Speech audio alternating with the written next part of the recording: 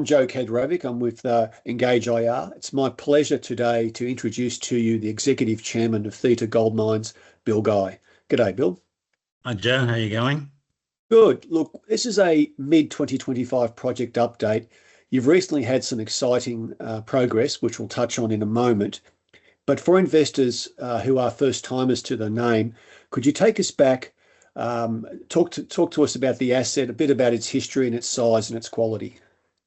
Yep, sure. So Theta Gold Mines was actually South Africa's first gold rush. So TGME was the first official declared gold rush in South Africa around the 1870s. So we've held this ground for about 130 years. So the metal's been in the ground a long time. We have 43 historical mine sites. We're just looking at the first 7 at the moment, which gives us that JORC resource of 6 million ounces.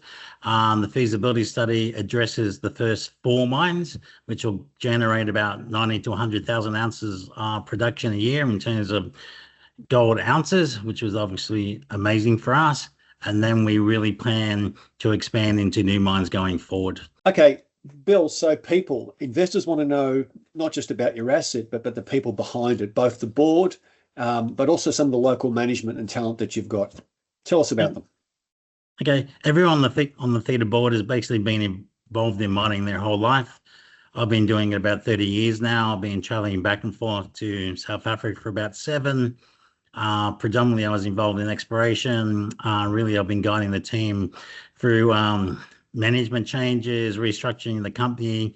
And since I've been here, we've added about 3 million ounces to the project. So we're up to about 6 million ounces now. When we probably look at it in terms of operational personnel, it comes down to our COO, Jark. Jark is ex-Harmony. He built the Durancorp mine, Southern Deeps extension, 3.5 k's down, 10,000 people underneath him. And really what Jark has done is brought some of the key personnel from that build process to our site, in terms of the mine manager, in terms of the project manager, in terms of the safety officer. We now have a record safety of over 1,000 safe shifts. We have, that operational capability is being transformed into Theta. So we don't have a team of explorers here like we would have in Australia. We actually have a team of miners on site. This is not a startup, or this is not a single deposit or two. This is a project in the middle of a very prospective area. So take us through a little bit of the history, but also the long-term strategy of what you've got in play today in terms of resource and that hub and spoke strategy going forward. Yep. So in reality, the hub and spoke model you're talking about has always been in play. The main mine was a mine called Beta. It started at the turn of the century and it didn't stop until 1970, which was one of the lowest gold prices ever in this of last century. Essentially that mine 21 gram dirt, and it was really the key to bring all the other mines together. So what we've done now, if you look at the reef we're mining there, that'll be about 14 grams a ton. And once you fully dilute that, it brings it down to 6 grams a ton. So all of a sudden you don't have these intermittent reef systems. You have a massive amount of continuous reef system at 6 grams, which goes on for about 11 kilometers. So we like to think it on site as the sleeping giant. You don't really have to believe it. The gold sticks out of the side of the hill. When you walk into the little adits on the side of the hill, you can put your hand on the reef and just gently walk down. The gold stares you back in the face. So it's a pretty exciting project for a geologist, particularly exploration geologists, to see that much gold in one place. But what the board eventually had to make a decision was, where do we stop exploration and get on with making some money? And basically we've stopped here at the 6 million ounce mark, which pretty much makes us one of the largest developed gold resources on the ASX today. But the dip on the seams that we went into seemed to be 3 or 4%, seemed to be sort of almost perfect in terms of an operating environment, quite different to other mines I've been down. Yeah, that's a huge advantage for us. So that 3 to sort of 7 degree dip is perfect for trackless mining equipment. So we don't need rails, we don't need spiral declines, we don't need shafts. And I think that's sometimes what the market misses about this project and why the capex is so small. If you want to tap into anything in South Africa now, generally you've got to build a deep shaft. Where here we start mining from surface all the way in, and we also do our mine development on reef. So we're always making some money out of the reef we're taking out to put in our drives. So we never actually really mine waste. there's always some reef involved in that process. So that's why when you look at our mining costs, they're about $30 a ton, 35 to 40, depending on which mine you're in, why it's so cheap. If we go to a traditional mining method like reef and tane, the costs go up to about $130 a ton. So, it is a pretty amazing opportunity.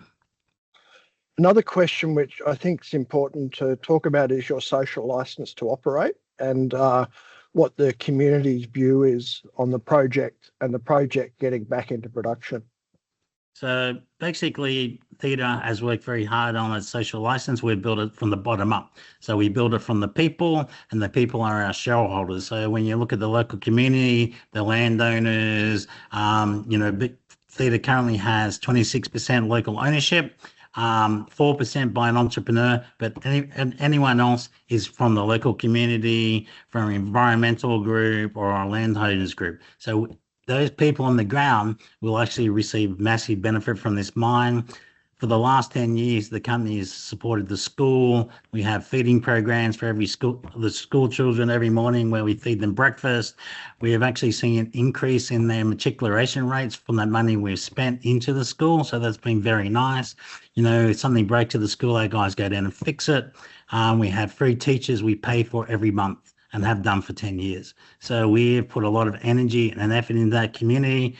They know we're very real. They support the mine. They actually call it their mine. We have 5,000 signatures in support of the mine, both open pit and underground. And these are people that are third, fourth generation miners. They understand mining and they know how it works.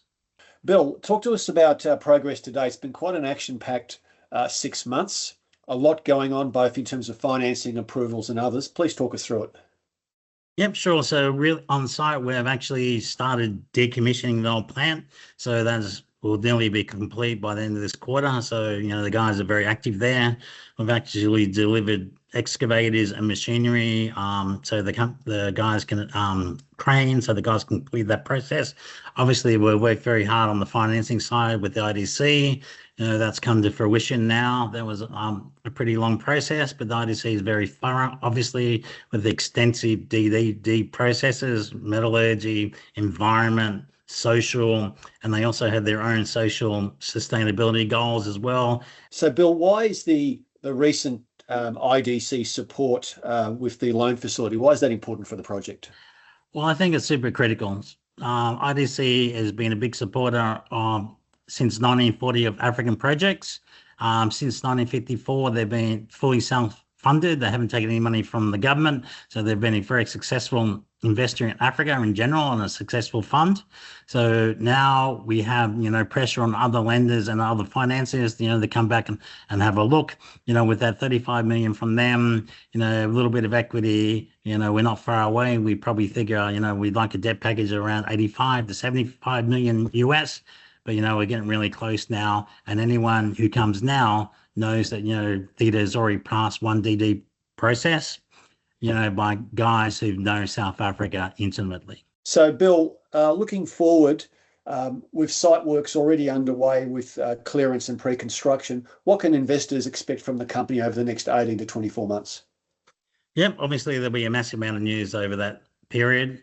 Effectively, we're now completing the decommissioning of the old plant site. Sort of will be done this quarter, Q3, we expect to be commissioning the bulk earthworks in Q3 as well. Q4 will be commissioning the civils, and by first half of next year, H1, we expect to be delivering plant and equipment to site.